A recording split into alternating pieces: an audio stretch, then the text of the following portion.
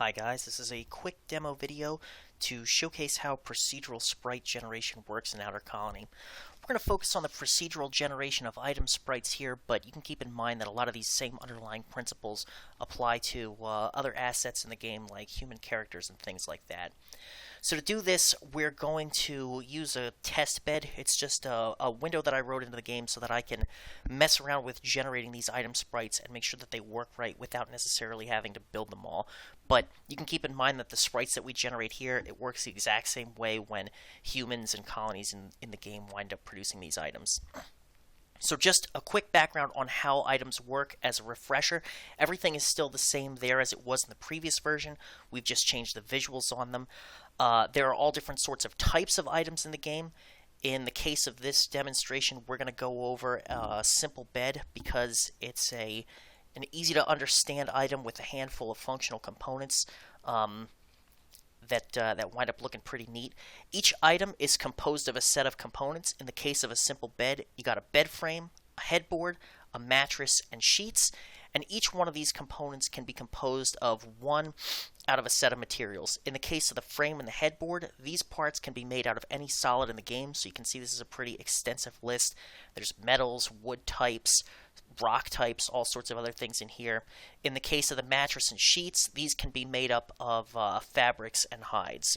So I'm going to go over here to frame, and then when I pick out a material for the frame to be made of, it's going to put that in for the frame, and it's going to generate default materials for the rest of everything. So I'm going to go with aluminum, and you can see here we've got a procedurally built sprite. We've got an aluminum frame here at the bottom. We've got an aluminum headboard. We've got a mattress and sheets that are made up of cotton, which is just a sort of fabric in the game. Those are just the default values for the non-frame. So where this starts to get cool, I've got frame selected, I've got aluminum selected here. Let's say that this is a bed that's made up of wood in the game.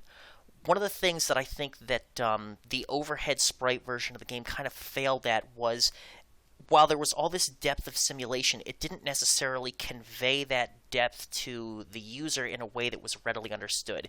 You can simulate all the mechanics in the universe, but if a user can't see it, can't experience it, its utility is somewhat limited. So a lot of what this visual overhaul is about showing players what's going on a little bit more easily so that they can really connect with the game world and experience it to the greatest extent possible. So what we're going to do here is we've got our frame. It's made out of aluminum. We're going to swap in a type of wood. I'm going to pick out burrow root wood because it just happens to be sitting here. When I go ahead and click that, you can see that now we've got a simple bed here with a wood frame. If I go over to the headboard and I have burrow root wood selected, now we've got a bed where the frame and the headboard are made out of type of wood, and we've got our mattress and sheets that are made out of fabric. So let's go ahead and change the frame and the headboard to a type of rock. I'll go down here and I'll pick out granite. Now we've got a granite headboard and a granite frame, and you can see that the bed looks different.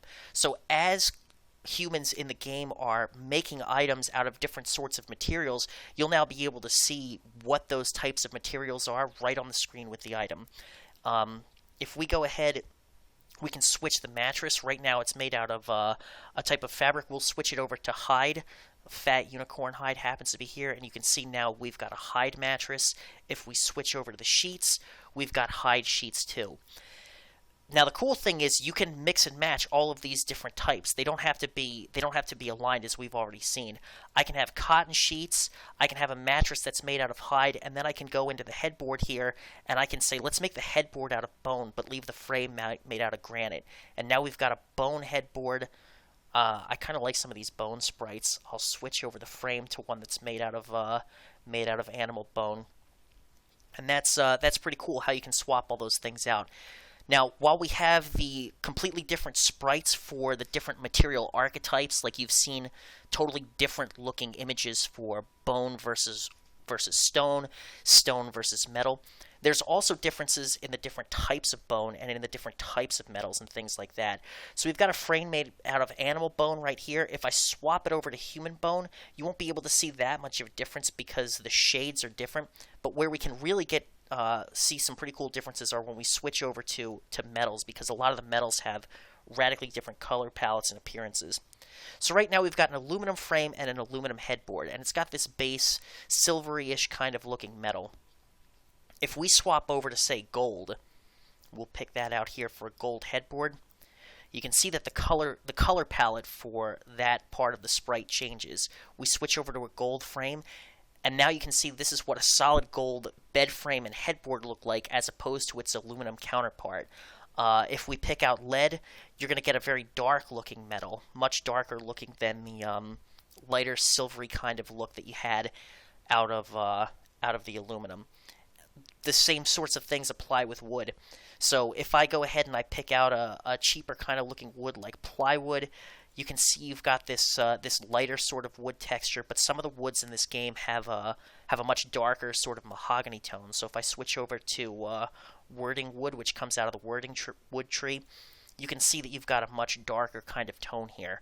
So this combination of different actual sprites, different sprite templates for all of the material archetypes, and then all of the different color palettes for the materials that fall within those material metatypes let you create this very, very large number of permutations and possibilities for how these things look. And what this all gets back to is showing the player what's actually going on in the game. If you can see that your people have fashioned all of these beds with wood frames, and just see them all sitting there, I think it's much easier to connect with what your colony is doing and to understand the depth of some of these mechanics than when you just have a single generic sprite that covers all beds. So it's not just beds that work like this. We can switch over to different sorts of items, and we can see now we've got a lamp frame that's made out of wood, a lamp frame that's made out of aluminum, a lamp frame that's made out of concrete. And you can see that all of the items, for the most part, at least the furniture ones and the ones that can really be varied in their composition, work in this sort of a way. So what's the downside of something like this? Obviously, it requires lots and lots and lots of sprites, lots of color palettes, lots of testing. It's tedious, it's time-consuming, it's expensive, and it takes a long time. It gets especially difficult when it comes to human sprites and other animated assets, because when you've got swappable attire items, swappable hats, swappable hairstyles, swappable skin tones, you get into a realm where it's not just that I have to be able to swap them out for a single sprite, but I have to be able to swap them out for all of the frames of each animation. So you've got walking animations, you've got rifle firing animations, tool use animations, and each one of these things consists of a bunch of frames. It's very difficult to keep all of that stuff fitting together. It's very difficult to keep all of that stuff looking right, and it just takes a lot of time and resources. But I think that the end result is extremely cool, and I think it's worth doing. So that's why some of the parts of the isometric overhaul are taking such a long time. I think that the requisite resources to make all of that happen is a reason why you don't see a lot of games that have systems like this. But hopefully it really helps players understand what's going on a little bit better and connect more deeply with the colonies that they forge in these worlds. So I hope this was a cool demonstration. I hope you guys liked it. If you've got any questions, feel free to post comments, and hopefully I'll get out some more videos with human characters and other assets along those lines soon. Thanks a ton for watching.